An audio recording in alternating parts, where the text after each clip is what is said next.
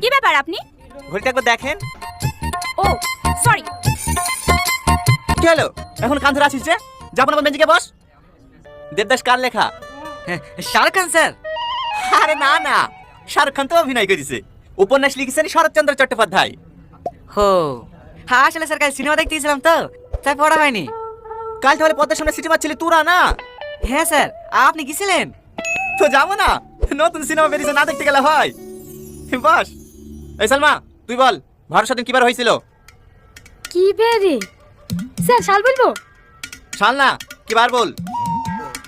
পারবো না স্যার। এখানে আয়, স্যার এখানে আয়।